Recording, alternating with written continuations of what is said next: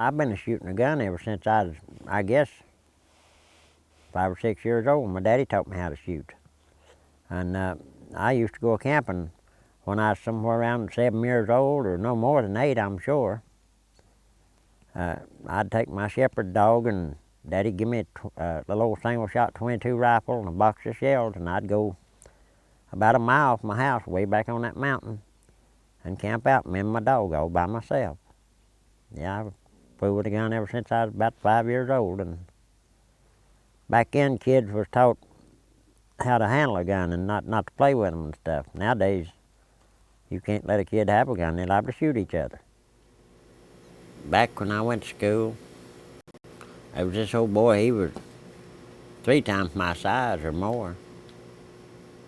I got on the bus and I wore me a little, what they call now, I guess a baseball cap. I guess that's what you call it. Old Daddy bought me one of them for $25, I guess it was, or less. I was proud of my cap. I wore it to school every day.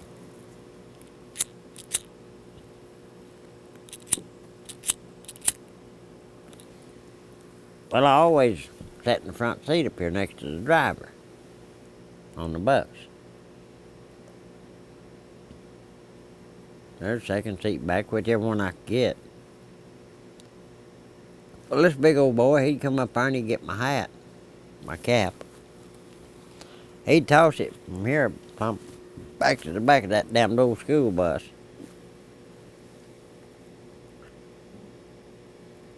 This other feller'd catch it. Well, naturally, I'd run back there to try to get my hat, you know. I'd want my hat. I'd go try to catch it, and they throwed it. Couldn't catch it. Hell, a little old kid that goddamn big.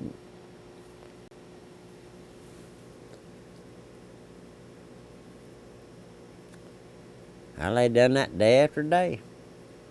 They'd get my cap, throw it back on. I'd run, couldn't get it. Run up here, couldn't get it. Run up here, couldn't get it. Well, I'd go home crying. I think I went home crying 3 times, I believe it was. Best I remember. Daddy said, "What are you crying about?" He'd be sitting on the porch when the school bus come up. I'd tell him what happened. This fella got my hat and threw it back there to another fella, and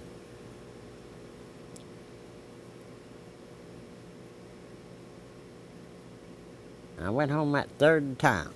That 3rd time it happened. Daddy's sitting on the porch. He had a case double-X knife. That's a case with one blade that comes out of each end of it. They're priceless now. Called a muskrat, the knife was. Case double-X.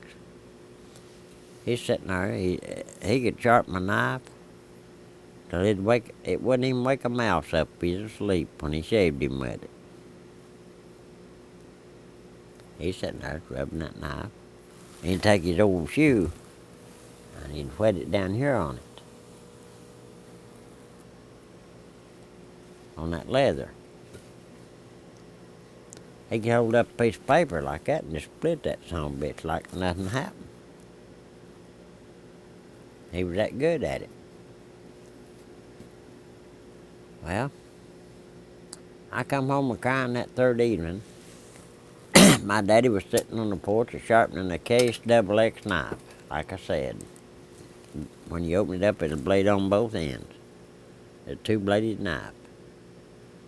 I was crying like hell when I went home. He said, "I wonder what the damn problem is," I said, "right now." I told him what happened. He didn't say no more. I thought he was going to whoop my ass or something, you know. Because back then, by God, when they told you something, you better do it. Nowadays, they tell kids something, why, they'll say, "Fuck you," or something. But no, it wasn't way back when I come up. All he done, shut that knife up, hand it to me. And you know, I've been pretty smart all my life. Proud of it. He said, you come home crying tomorrow and he said, I'm going to whoop the shit out of you myself. Oh, I know what that meant. Oh, shit. That's like pissing in a fucking hornet nest. Well, the very next day, on the bus. Didn't do it in the morning. They done reading. Didn't prove me in the morning. I just sat on there like a big dick pipe with my little cap on, went to school. See, back then, the big kids rode with the little kids. Now they got a different bus that runs for them. They got a bus that carries the big kids and one that carries the little kids. No, back then you rode the best you could. Damn lucky to ride then. But anyway, that particular evening, here come that old boy. He grabbed my hat. He throwed it to the back of the bus. I just reached in my pocket and opened that goddamn knife. I caught that son of a bitch right there, and I cut him and cut his belt in two. Plumb down his goddamn ass. Well, the bus driver seen what happened. He looked in that mirror up there. So he stops. He called the goddamn rescue. Well, there wasn't no rescue squad back then. The ambulance, the funeral home's the one you call. See, they run the emergency service. The funeral home did. There wasn't no rescue squad. There wasn't such a thing. Never heard tell of it. Funeral home took you to the hospital if you need to go in an ambulance. So you cut him from up here down through. From right there, the goddamn goozle plumb out his ass. Cut his belt in two.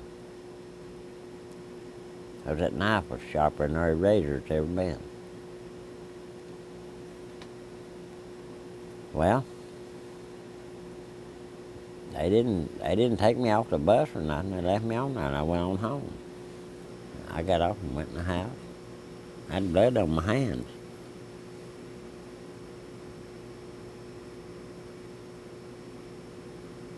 Daddy's sitting on the porch. He just got done with a 10-hour day's work, or 8 hours, whatever he done. I've seen his hands crack open. He'd take a candle and melt the damn shit and they'd run them cracks to keep his hands from bleeding. I had the hardest working daddy in the world.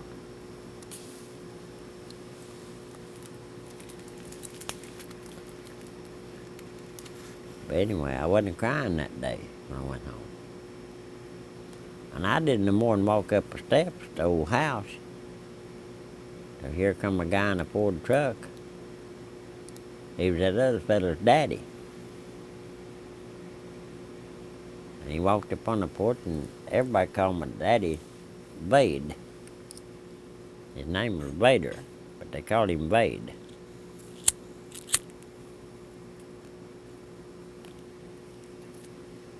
He said, Vade, what are we going to do about your boy cutting my boy? And my daddy told him, said, if you don't get your goddamn ass off this porch, you're going to get the same goddamn thing. At the end of the story, there wasn't no more to it. It was over with, done.